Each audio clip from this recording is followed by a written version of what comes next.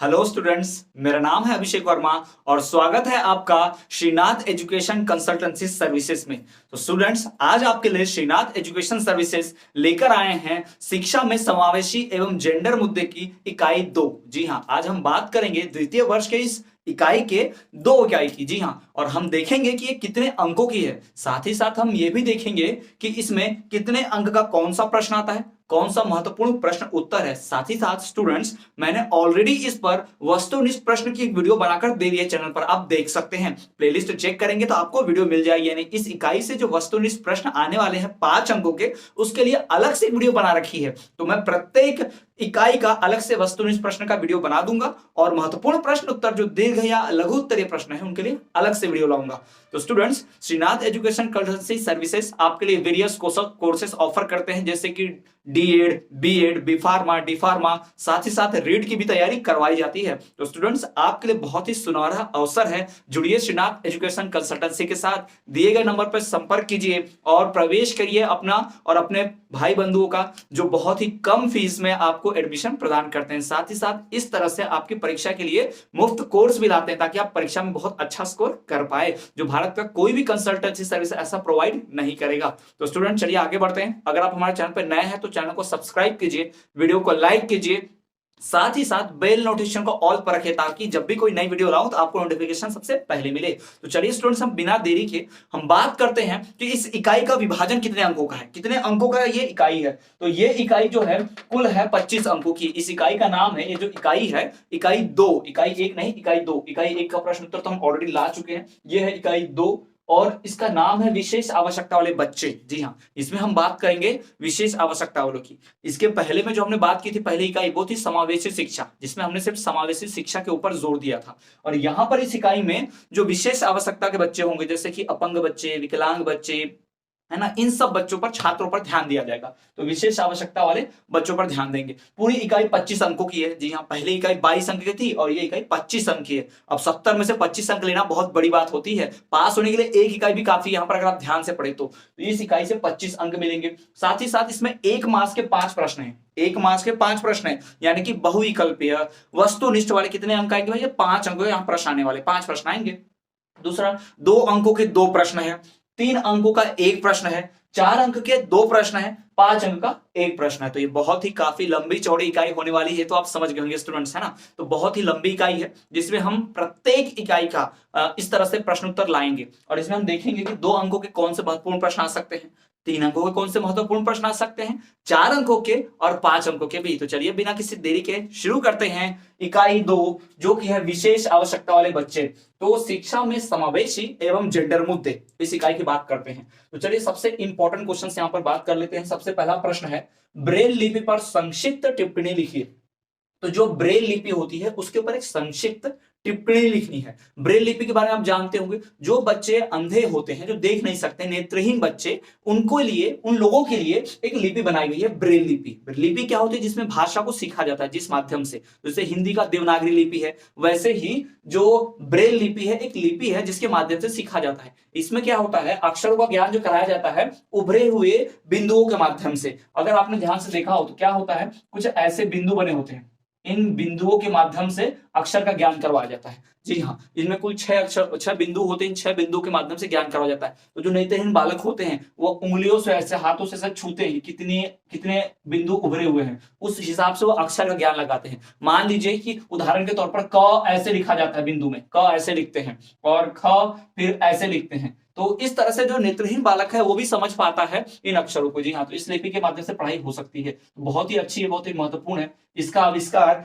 जो नेत्रहीन बच्चे हैं, बालक है, उनको भी शिक्षा हासिल करने में बहुत मदद करता है, उनके लिए वरदान साबित हुआ है। तो आपको अगर पूछा जाए कि ब्रेल लिपि पर संक्षिप्त टिप्पणी लिखिए, हो सकता है ब्रेल लिपि पर निबंध लिखने आ जाए 5 नंबर के लिए, 4 नंबर के लिए, और हो सकता है 2 अंक के लिए पूछ दे ब्रेल लिपि पर संक्षिप्त टिप्पणी लिखिए, या 3 नंबर के लिए पूछ दे। तो उसी हिसाब से आपको लिखना है। लेकिन यहां पर मैं पढ़ाऊंगा आपको पूरा लॉन्ग क्वेश्चन, 5 अंकों के लिए, 4 अंक के लिए, ताकि आप उसमें से शॉर्ट वाला तो ऑलरेडी लिख पाएंगे और जो लॉन्ग वाला है वो भी लिख पाएंगे, दीर्घ उत्तरीय वाला भी लिख पाएंगे। तो चलिए बढ़ते हैं और देखते हैं कि ये ब्रेल लिपि आखिर है क्या। तो छात्रों, ब्रेल लिपि जो है पूरी दुनिया भर में ना सिर्फ भारत में बल्कि पूरी दुनिया भर में जहां इसका आविष्कार हुआ वहां भी, और पूरी दुनिया भर में जो नेत्रहीन लोग हैं वो इसी के माध्यम से पढ़ाई करते हैं और उन सभी के द्वारा इस्तेमाल किया जाता है। ठीक है, तो क्या लिखेंगे, ब्रेल लिपि दुनिया भर में नेत्रहीनों द्वारा पढ़ने लिखने में, छूकर व्यवहार में लाया जाता है। यानी उस लिपि को छूते हैं, हम लोग आंखों से देखकर हिंदी पढ़ते हैं, अंग्रेजी पढ़ते हैं, किंतु नेत्रहीन बालक देख नहीं सकते, तो वो क्या करते हैं, इन लिपि को बिंदु के माध्यम से जो लिखी जाती है उसको छूकर हाथों से एहसास कर कर फिर पता करते हैं और उससे सीखते हैं, पढ़ते हैं। ठीक है, तो ये ब्रेल लिपि होगी। अब इसका आविष्कार किसने किया, तो इस लिपि का आविष्कार सन 1821 हो सकता है, वस्तुनिष्ठ इस प्रश्न में पूछ ले, याद रखिएगा। इस लिपि का आविष्कार सन 1821 में एक नेत्रहीन फ्रांसीसी लेखक है, फ्रांस के जो लेखक है, फ्रांसीसी लेखक है, वो स्वयं भी नेत्रहीन थे, उन्होंने अपनी नेत्रहीनता के कारण ही खोजा। उदाहरण के तौर पर अभी हमें मान लो जैसे आपको और मुझे, आप और मैं तो अच्छी खासी हमारी आंखें, हम पढ़ लिख सकते हैं, देख सकते हैं, तो हमें कभी भी ऐसे आवश्यकता नहीं पड़ी कि हम ऐसे सीखें। लेकिन जो व्यक्ति खुद नेत्रहीन था, फ्रांसीसी, ये जो लुइस ब्रेल खुद ही ये नेत्रहीन थे, इनको आवश्यकता पड़ी सीखने की, इन्होंने बना डाला। तो आवश्यकता ही आविष्कार की जननी है, ये सब हम सभी जानते हैं, शुरुआत से पढ़ते आए हैं, तो वही यहाँ पर है। तो इस ब्रेल लिपि का आविष्कार सन 1821 में एक नेत्रहीन फ्रांसीसी लेखक लुई ब्रेल ने किया था। लुई ब्रेल, जिसे लुइस ब्रेल या लुई ब्रेल भी कहते हैं लोग, तो इनका नाम है लुई ब्रेल, इन्होंने इसका आविष्कार किया था, जिसे ब्रेल लिपि कहा जाता है इनके ही नाम पर। तो आपको ध्यान ये रखना है कि इसको लॉन्ग में कैसे लिखना है, तो बताइए भाई। लुई ब्रेल जो है ये फ्रांसीसी लेखक थे, वो स्वयं नेत्रहीन थे, उन्होंने ब्रेल लिपि की क्या की आविष्कार किया, क्योंकि वो स्वयं बचपन से नेत्रहीन थे, तो वो इस दर्द को समझ पाते थे, अपनी व्यवस्था को समझ पाते थे कि नेत्र नहीं होने के कारण वो पढ़ाई लिखाई नहीं कर पा रहे हैं, तो उन्होंने ऐसे किया। ठीक है, तो ये ध्यान ये रखना है कि ये बहुत ही आविष्कारक है, बहुत ही फायदेमंद है, और पूरी विश्व भर में इस लिपि का इस्तेमाल किया जाता है, पूरे विश्व भर में इस लिपि को मान्यता प्राप्त है। ऐसा नहीं कि लुइस ब्रेल ने लिखा तो सिर्फ उनको नहीं, पूरे विश्व भर में इस लिपि की मान्यता प्राप्त है, सबको इसको वैल्यू देते हैं और इसकी पढ़ाई की जाती है। तो ये हो गया ब्रेल लिपि के बारे में, आप इसको लॉन्ग में अच्छा खासा लिख सकते हैं। ब्रेल लिपि के फायदे भी लिख सकते हैं भाई। ब्रेल लिपि का फायदा क्या है, तो ब्रेल लिपि से छात्र जो है पढ़ना लिखना सीख पाते हैं। ब्रेल लिपि से समावेशी शिक्षा में बड़ा महत्वपूर्ण फायदा है। कैसे, नॉर्मल छात्र जिनके पास आंखें हैं, देख सकते हैं, वो तो पढ़ते ही क्लास में, लेकिन ब्रेल लिपि से वो भी पढ़ सकते हैं। जैसे कि हमारी पूरी किताब अगर हिंदी में ऐसे लिखी हुई है, तो ऐसे ही किताब ब्रेल लिपि में लिखी जाती है। तो कोई छात्र अगर नेत्रहीन, तो कक्षा में बैठकर जब शिक्षक पढ़ाएगा तो वो उनको छूकर भी समझ सकता है, पढ़ सकता है बालक। तो बहुत ही आसान है, बहुत अच्छी बात है ब्रेल लिपि। ठीक है, अब बढ़ते हैं अगले प्रश्न की ओर। अगला प्रश्न, श्रवण दोष के कारण बताइए। श्रवण दोष यानी सुनने में जो बाधा होती है। अब याद रखिए, ये पाठ का नाम ही है विशेष आवश्यकता वाले बच्चे। तो भाई पाठ का नाम विशेष आवश्यकता वाले बच्चे हैं, तो इसमें हमेशा उन पर ही ध्यान दिया जाएगा जिनको विशेष आवश्यकता की जरूरत पड़ती है, तो उन्हीं पर यहाँ ध्यान दिया गया है। तो श्रवण दोष के कारण पूछा जा रहा है भाई, श्रवण दोष, दृष्टि दोष और इस तरह के है ना, ये जो ऐसे दोष है, ये जो डिफेक्ट है, ये जो कमियां खराबियां हैं किसी भी बालक में, उनके ऊपर यहाँ पर ध्यान दिया जाएगा इस पूरे पाठ में। तो आपको ध्यान रखना है। तो श्रवण दोष के कारण पूछा गया। श्रवण दोष के कारण क्या है, तो पहला वंश परंपरा। कई बार जो श्रवण दोष होता है वो वंशानुक्रम परंपरा से मिलता आता है। यानी अगर कोई पूर्वज, माता पिता या फिर दादा दादी या उनके परदादा दादी, ऐसा कोई किसी में भी अगर ऐसा खामी है सुनने में, तो ये वंश से मिल जाता है, या परंपरा के रूप में मिल जाता है, यानी ये उत्तराधिकारी में मिल जाता है। ठीक है, माता पिता में पाया जाएगा तो ज्यादा प्रोबेबिलिटी है, ज्यादा संभावना है कि बालक में भी श्रवण बाधिता होगी, सुनने की तकलीफ होगी। ठीक है, दूसरा तीव्र ध्वनि सुनना। जब बहुत तेज आवाज सुनते हैं और तेज आवाज के संपर्क में आते हैं तो कई बार कान के पर्दे फट जाते हैं, जिसके कारण से आवाज नहीं सुनाई आती, जिसके कारण से सुनने में बाधा होती है, कम सुनाई देता है या फिर ऊंचा सुनना पड़ता है ना, आपने देखा होगा। तो तीव्र ध्वनि सुनना, जैसे कि डीजे हो गया, लाउड स्पीकर, साउंड बॉक्स, इनके संपर्क में आने से क्या होता है, कान के ऊपर गहरा आघात पहुंचता है। तो आप लिखेंगे। तीसरा है दुर्घटना। किसी दुर्घटनावश यदि कान में चोट लग जाए या दुर्घटना हो जाए, तो अंदरूनी चोट लग जाए, जिसके कारण से सुनने में बाधा उत्पन्न होती है। उसके बाद है खसरा, चेचक इत्यादि। अगर बचपन में कोई बीमारी होती है, बड़े होने पर भी कोई बीमारी होती है, जैसे खसरा, चेचक, मलेरिया, कई बार ऐसे कई बीमारियां होती है जिन बीमारियों में कई बार हमारे सुनने की क्षमता पर असर पड़ता है और लोग अपनी सुनने की क्षमता खो बैठते हैं, तो उसके कारण भी होता है। गर्भावस्था, कई बार बालक जब गर्भावस्था में होता है, अपने माता के गर्भ में होता है, पेट में होता है, तभी बालक जो है सुनने की क्षमता खो देता है, तभी उसके अंदर कोई बीमारी, कोई डिफेक्ट, कोई कमी आ जाती है, जिसके कारण से वो सुन नहीं पाता है।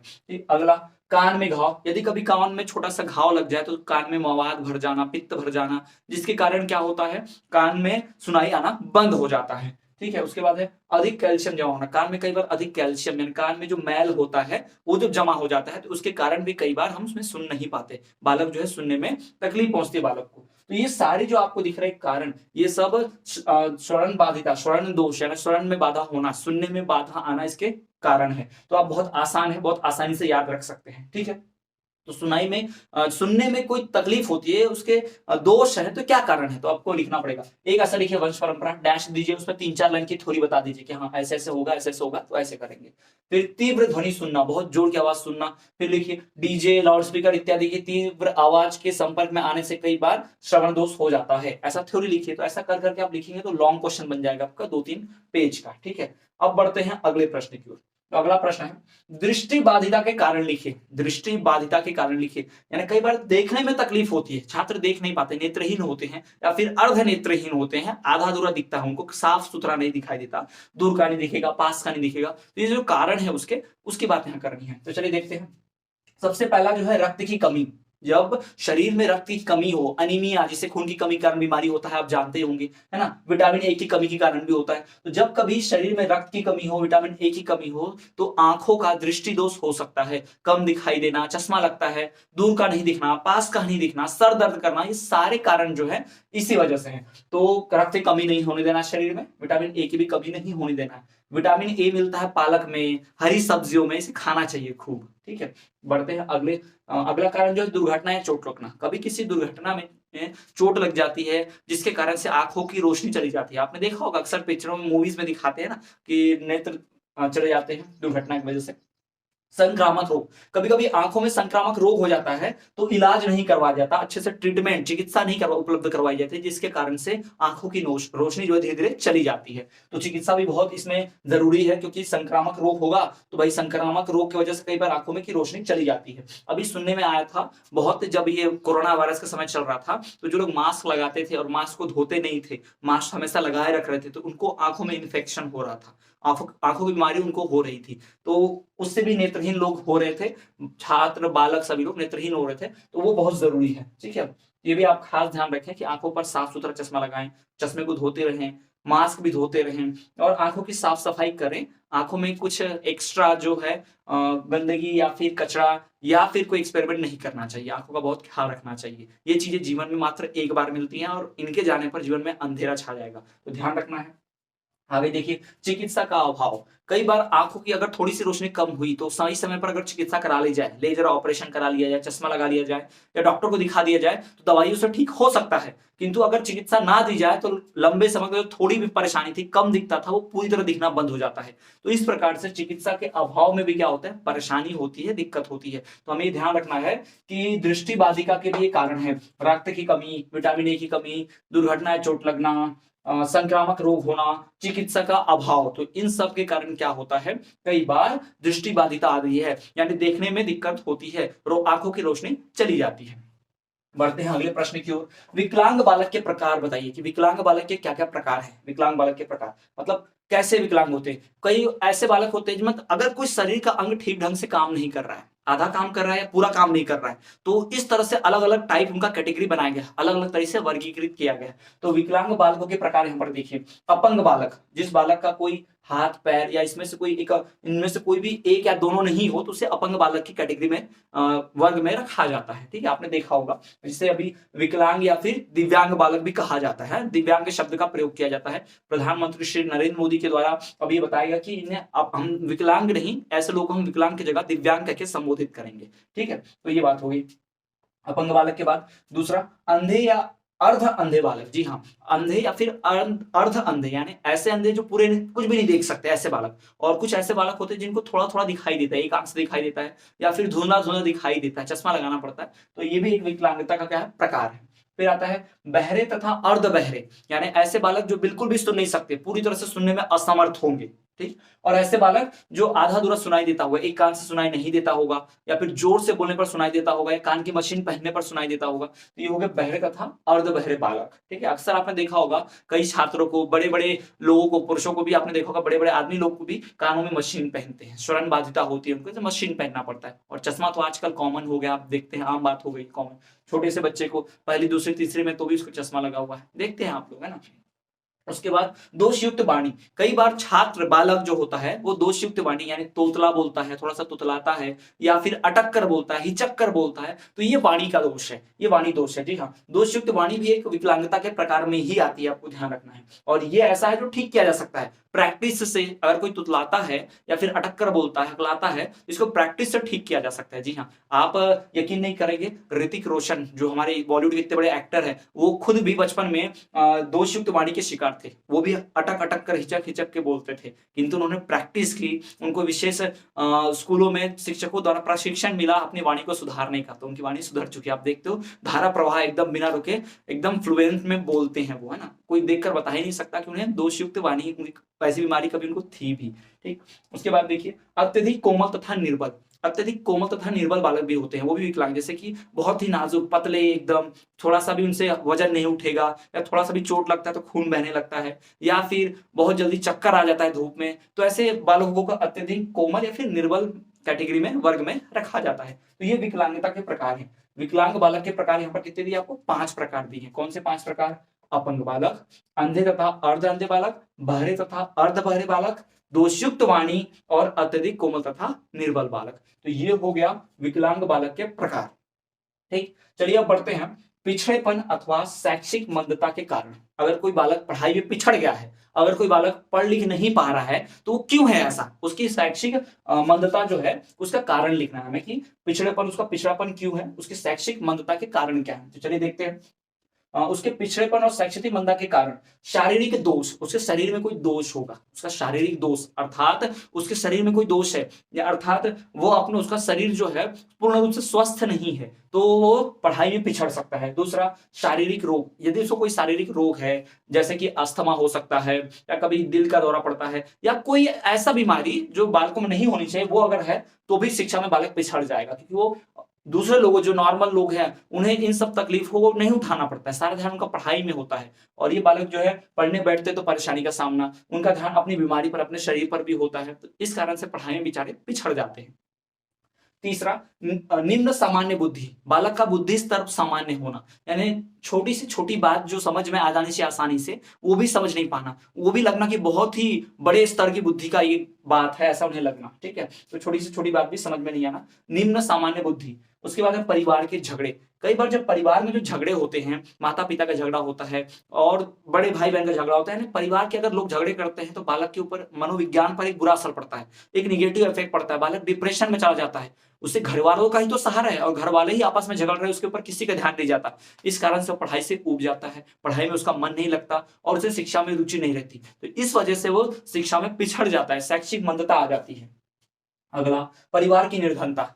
कई बार परिवार यदि निर्धन है तो बालक जो है उन रिसोर्सेज, उन उसको जो चाहिए जिनसे वो पढ़ाई कर सके, किताब खरीदना, कॉपी खरीदना या फिर अपनी जरूरतें पूरी करना ताकि उसका ध्यान पढ़ाई पर रहे, वो सब नहीं कर पाता। निर्धन अवस्था में बालक का ध्यान अपने परिवार की निर्धनता पर होता है, अपनी आर्थिक स्थिति पर होता है, वो पढ़ाई नहीं कर पाता, पढ़ाना नहीं चाहता, वो काम करना चाहता, उसे कहीं और काम भी करना पड़ता है, ऐसा भी कुछ। तो अगर परिवार में निर्धनता है तो ये भी एक कारण है कि इस बात का, शैक्षिक मंदता का। उसके बाद है माता पिता की अशिक्षा, यानी यदि माता पिता शिक्षित नहीं है, माता पिता को ज्ञान नहीं है, वो अशिक्षित है, तो वो अपने छात्र का, अपने बालक पर पढ़ाई पर ज्यादा खर्च नहीं करेंगे या उसकी पढ़ाई के बारे में समझेंगे नहीं, या फिर उसको घर पर समझा नहीं पाएंगे, पढ़ा नहीं पाएंगे। ये भी थोड़ी सी देखने वाली बात है। तो माता पिता अगर अशिक्षित है, वो अशिक्षा उनमें, तो जाहिर सी बात है कि बालक भी बहुत ज्यादा प्रोबेबिलिटी है, संभावना है कि बालक भी पढ़ने में कमजोर होगा, कम पढ़ाई लिखाई कर पाएगा। उसके बाद है परिवार का बड़ा आकार। यदि परिवार का बड़ा आकार है, यानी कि जॉइंट फैमिली है, संयुक्त परिवार है, तो उस परिवार में उस बालक पर ध्यान कम जाएगा, क्योंकि चाचा चाची, ताऊ जी, ताया जी, दादा मान नानी, बहुत सारे, इतने सारे लोग होंगे और उसमें कई सारे बालक होंगे, कई सारे उसके कजिन्स होंगे, तो उस खास बालक पर ध्यान दे पाना सबके बस की बात नहीं होती। और बड़े परिवार में जो होता है, परिवार का बड़ा आकार, उसमें ज्वाइंट फैमिली में सब लोग बहुत ज्यादा समय व्यर्थ हो जाता है, साथ में बैठना, एक पर्टिकुलर पर ध्यान नहीं दे सकते। इसे व्यर्थ तो नहीं कहेंगे, किंतु हाँ समय बहुत जाता है और प्रत्येक बालक पर माँ बाप ध्यान नहीं दे पाते, क्योंकि इतने सारे बालक हैं तो सब पर ध्यान दे पाना थोड़ा सा मुश्किल होता है। तो इस प्रकार से जो सारे कारण हैं, इन कारण की वजह से कई बच्चे शैक्षणिक मंदता के शिकार होते हैं, यानी पढ़ाई में पिछड़ जाते हैं, पढ़ाई में पिछड़ापन आ जाता है। तो ये पूछा गया कि पिछड़े अथवा शैक्षिक मंदता के कारण बताइए पिछड़ेपन का। तो शारीरिक दोष हो, शारीरिक रोग हो, या फिर बुद्धि का सामान्य स्तर हो, परिवार में झगड़े हो रहे हो, परिवार निर्धन हो, माता पिता की अशिक्षा हो, या फिर परिवार का बड़ा आकार हो, माता पिता का पढ़ाई पर ध्यान न देना, माता पिता का उदार स्वभाव न होना, इन सब कारणों की वजह से बालक जो है तो पढ़ाई में पिछड़ सकता है। या फिर बुरी संगत, बालक के अंदर बुरी संगत हो, उसके दोस्त जो हो वो बिगड़ैल हो, वो पढ़ाई लिखाई नहीं करते हो, तो बालक में भी पिछड़ापन आ जाता है शैक्षणिक पढ़ाई में, उसको भी पढ़ाई में मन नहीं लगता। तो स्टूडेंट्स ये सबसे मोस्ट इंपॉर्टेंट 5 क्वेश्चंस हैं। ये 5 क्वेश्चन में से गारंटी देता हूं 2 तो जरूर ही आएंगे। ये 5 आप ध्यान से रखिए, इसमें से 2 जरूर ही आने वाले, 3 नंबर, 4 नंबर, 2 नंबर या 5 नंबर के लिए जरूर ही आएगा, तो हमें ध्यान रखना है। तो ये हो गए 5 सबसे मोस्ट इंपॉर्टेंट क्वेश्चन। चलिए अब बढ़ते हैं कुछ अगले मोस्ट इंपॉर्टेंट क्वेश्चन की ओर। तो 5 महत्वपूर्ण प्रश्न जान लेने के बाद चलिए छात्रों अब हम जानते हैं कि अन्य 5 महत्वपूर्ण प्रश्न कौन से हैं जो परीक्षा में बहुत ही इंपॉर्टेंटली आ सकते हैं, बहुत ही मोस्ट क्वेश्चंस हैं, और ये सभी क्वेश्चंस का आने की संभावना बहुत ज्यादा है। और इन प्रश्न में से कई प्रश्न बनते हैं, यानी हमें जो एक प्रश्न बताऊंगा उस प्रश्न में कई प्रश्न छुपे होंगे जिनके उत्तर आप लिख सकते हैं, और उसके उत्तर लिखने कैसे हैं, क्या लिखना है, ये सब कुछ मैं बताऊंगा। तो ये बहुत ही इंपॉर्टेंट है, वीडियो के एंड तक बने रहिए। चलिए देखते हैं और शुरू करते हैं कि वो कौन से सबसे महत्वपूर्ण प्रश्न है। उसमें छठवां सबसे महत्वपूर्ण प्रश्न जो है वो है बाल अपराध के कारण। जी हाँ, बाल अपराध के कारण क्या है वो लिखिए। ये जो बालक लोग अपराध करते हैं, छोटे छोटे बच्चे जो होते हैं जो अपराध करते हैं, किशोर अवस्था में अपराध करते हैं, उस अपराधों के कारण लिखिए, उन अपराधों के कारण क्या है। ठीक है, तो चलिए देखिए, मोटे तौर पर देखा जाए तो 3 तरह के हैं, यानी 3 कारणों की वजह से। पहला तो है अपराधी प्रवृत्ति। अगर बालक अपराधी प्रवृत्ति का है, उसका नेचर ही अपराध करने वाला है, तो भाई वो अपराध करेगा। दूसरा, उत्पादक गुणसूत्र, यानी कि क्रोमोसोम, यानी कि माता पिता से जो गुण मिलते हैं, जो उनमें गुणसूत्र मिलते हैं, उसके वजह से भी क्राइम करता है, यानी उससे भी अपराधी प्रवृत्ति उसके अंदर होती है। यानी माँ बाप या दादा या पूर्वजों में से कोई कर रहा है तो वंश के आधार पर उससे भी उसके अंदर भी अपराधी प्रवृत्ति जागृत होगी। तीसरा, शारीरिक संरचना, शारीरिक रचना जो होगी वो, अगर बालक की शारीरिक संरचना रचना जो है ऐसी है अपराधी प्रवृत्ति की, तो वो अपराध करने के लिए प्रेरित होगा और किसी ना किसी माध्यम से कोई ना कोई छोटा बड़ा अपराध जरूर करेगा, प्रेरक होगा। ठीक है, तो इन मोटे मोटे इन 3 कारणों की वजह से बालक जो है अपराध करता है। तो ये बाल अपराध के यही 3 कारण है। लेकिन अगर हम देखें दूसरे तौर पर तो अन्य 2 कारण और भी हैं। जी हाँ, एक शारीरिक कारण और दूसरा मनोवैज्ञानिक यानी मानसिक। ठीक है, तो मनोवैज्ञानिक कारण और शारीरिक कारण, तो 2 कारण मौजूद हैं जिन 2 कारणों की वजह से बालक जो है अपराध करते हैं, बाल अपराध होता है। तो पहला है शारीरिक कारण, दूसरा है मनोवैज्ञानिक कारण। तो चलिए हम शारीरिक कारण की बात करते हैं। तो शारीरिक कारण में पहला है शारीरिक दोष। यदि बालक में, छात्र में कोई किसी प्रकार का शारीरिक दोष है तो जरूर क्या होगा, अपराध होगा। यानी अगर कोई शारीरिक दोष है, कोई उसके अंदर कमी है, तो वो हीन भावना में आकर अपराध करता है। जो बालक है वो हीन भावना में आकर अपराध करेगा अगर कोई शारीरिक दोष है तो। दूसरा, यौन अंगों का तीव्र विकास। अगर बालक में यौन अंगों का तीव्र विकास होता है, यानी वो जल्दी ही युवावस्था में जाने की ओर अग्रसर है, तो वो क्या करेगा, कुछ गलत अपराध कार्य करेगा, जैसे कि हस्तमैथुन करना या समलिंगी के साथ संबंध बनाना, और हो सकता है और भी अपराधी प्रवृत्तियां जो है, बलात्कार की, इस तरह की भावनाएं जो है इस वजह से ही आती हैं। तो ये बालक जो है शारीरिक कारण है और इनके लिए सजा भी है और साथ ही सुधारने के तरीके भी हैं, तो भी आगे हम डिस्कस करेंगे। पर ये कारण जो मैंने बताया शारीरिक कारण है बालकों का कि वो क्यों अपराध करते हैं। उसके बाद आते हैं मनोवैज्ञानिक कारण, कि मनोवैज्ञानिक यानी मन से जो कारण होते हैं, भावनाओं से जुड़े हुए कारण है वो। यानी बालक को अगर कोई मानसिक रोग है, किसी प्रकार का मानसिक रोग है, यानी अगर वो समझदार नहीं है, अगर कोई मानसिक रोग है तो उस बीमारी की वजह से उसके वश में आकर वो क्या करता है, अपराध करता है, मानसिकता ही वैसी हो है उसकी। दूसरा, निराशा। अगर बालक में निराशा है चारों तरफ से, उसे उत्साह करने वाला कोई नहीं है, उसे मोटिवेट करने वाला कोई नहीं है, उसे उत्साहित करने वाला कोई नहीं है, तो बालक निराशा में आकर क्या करता है, अपराध करता है। तो बाल अपराध जो होगा मनोवैज्ञानिक कारण में दूसरा कारण क्या है, निराशा। पहला मानसिक रोग, दूसरा निराशा। तीसरा है ग्रंथियां, यानी कि उसकी जो ग्रंथियां होंगी, यानी उसका जो शरीर का रचना होगा, बनावट होगी, और उसकी शारीरिक ग्रंथियों से अलग तरह के हार्मोन्स निकलेंगे, जो ग्रंथियों से स्त्राव होगा, उससे वो अपराध करने के लिए प्रेरित होता है। यानी जल्दी कोई युवा होता है तो उसमें यौन इच्छा जागृत होती है तो अपराध करने की कोशिश करता है। ठीक है, फिर है निम्न सामान्य बुद्धि। यानी अगर बालक की बुद्धि सामान्य है, उसे सही गलत का फर्क नहीं समझता है और उसे ये नहीं पता कि एक अपराध की कौन सा कार्य अपराध की श्रेणी में आता है, तब भी वो प्रेरित होकर क्या करेगा, अपराध करेगा।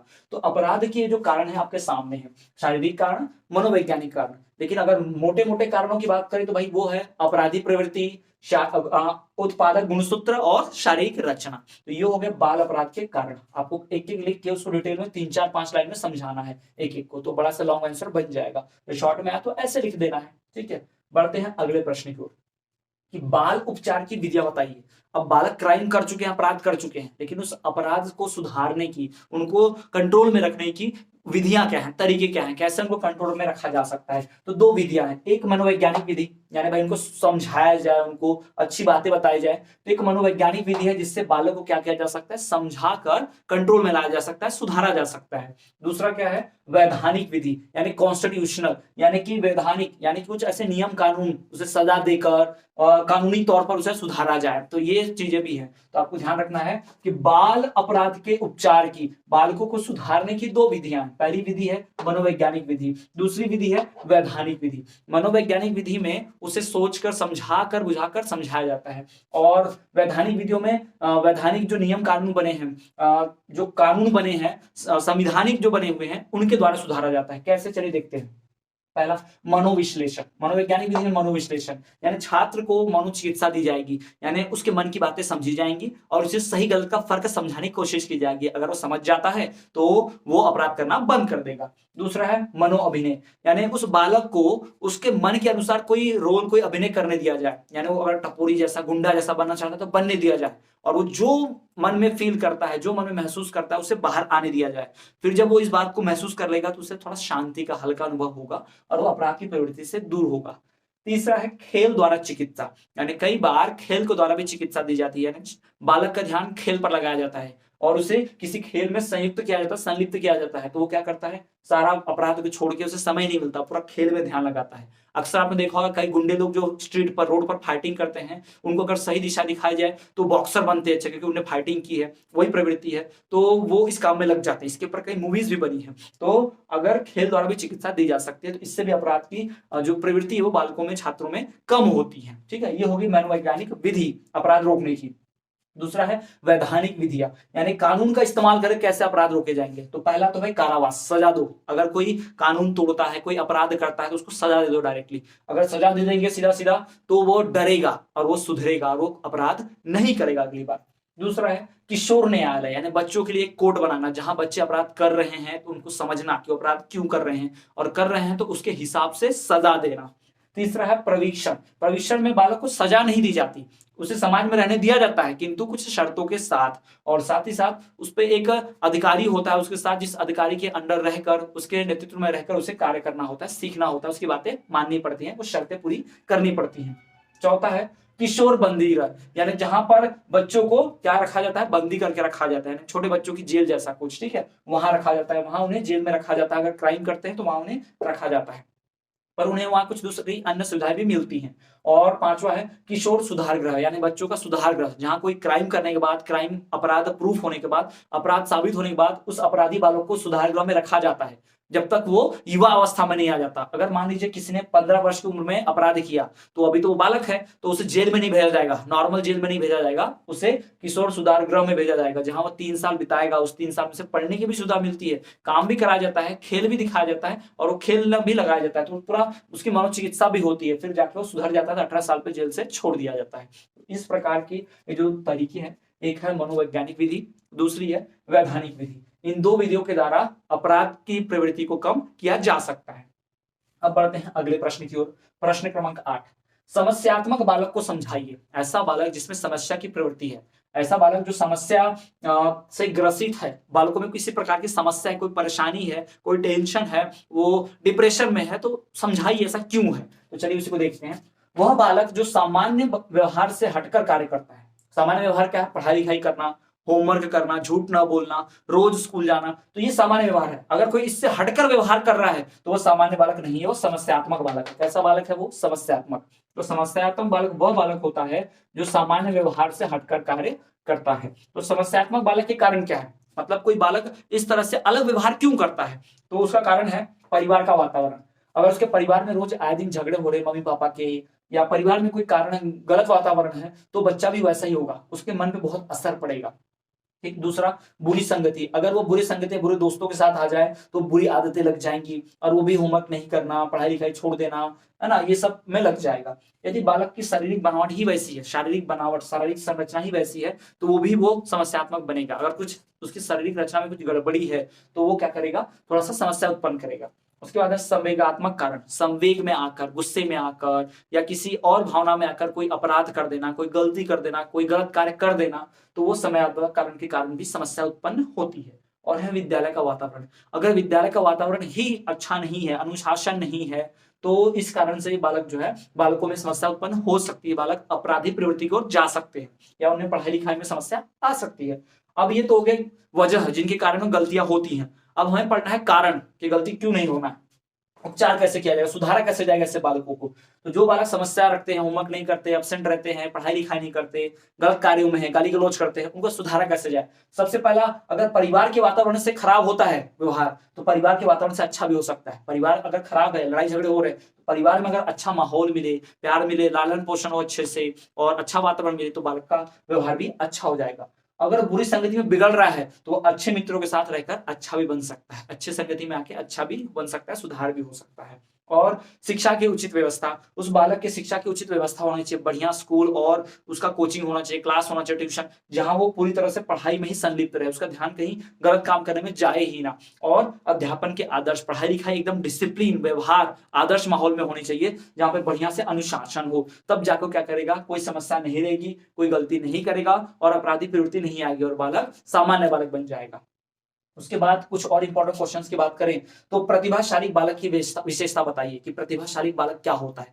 प्रतिभाशाली बालक सामान्य बालक से हटकर होता है, उसमें तीव्र बुद्धि होती है, वो किसी भी चीज को लेकर बहुत ही उत्सुक होता है, समस्याओं को चट से हल कर देता है, और तो और वह उसे अलग तरीके से देख रेख करने की आवश्यकता होती है, बहुत ही तीव्र बुद्धि वाला होता है, सवालों को फट से हल कर लेता है और कक्षा में वो आगे रहता है हमेशा। ठीक है, तो ये हो गया प्रतिभाशाली बालक की व्यवस्था। आप लिख सकते हैं बहुत सारे इसमें।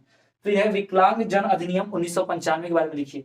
तो 1995 में विकलांग जन अधिनियम आया था सरकार के द्वारा। इसके द्वारा विकलांग लोगों को कुछ अधिकार दिए गए थे, जैसे उन्हें पेंशन का अधिकार, जैसे उन्हें शिक्षा का अधिकार, उनके लिए साइकिल वितरण करना, तो वगैरह वगैरह, ये सब अधिनियम इसी में लिखा है। तो आपको डिटेल में पढ़ लेना है, बहुत ही इंपॉर्टेंट क्वेश्चन है। तो स्टूडेंट्स, ये हो गया आपके 10 सबसे मोस्ट इंपोर्टेंट क्वेश्चंस। और वस्तुनिष्ठ प्रश्न का तो मैंने ऑलरेडी बना के रखा हुआ है, तो आप वो वीडियो भी देख सकते हैं। तो इस वीडियो में, आज के वीडियो में इतना ही, जहां हमने कुल 25 अंकों के बारे में सीखा यहाँ पर। ठीक है, तो 20 अंक तो यहां से आपको मिलेंगे और 5 अंक वस्तुनिष्ठ के, तो 25 अंकों की पूरी यूनिट हो गई। तो इसी तरह स्टूडेंट्स आप देखते रहिए, श्रीनाथ एजुकेशन कंसल्टेंसी सर्विस के साथ जुड़े रहिए, डीएलएड का पूरा पाठ्यक्रम देखते रहिए। हमारे यहाँ वेरियस कोर्सेस ऑफर है, D Ed, B Ed, B pharma, D pharma और रीड की भी तैयारी कराई जाती है, एमपीटीटी की भी तैयारी कराई जाती है। तो आप हमारे यहाँ प्रवेश लेकर बहुत ही कम खर्चे में अपना सरकारी अधिकारी बनने का, सरकारी शिक्षक बनने का सपना पूरा कर सकते हैं। तो स्टूडेंट्स, ये रहा श्रीनाथ एजुकेशन कंसल्टेंसी द्वारा शिक्षा में समावेशी एवं जेंडर मुद्दे की इकाई 2। मिलेंगे आपसे अगले वीडियो में।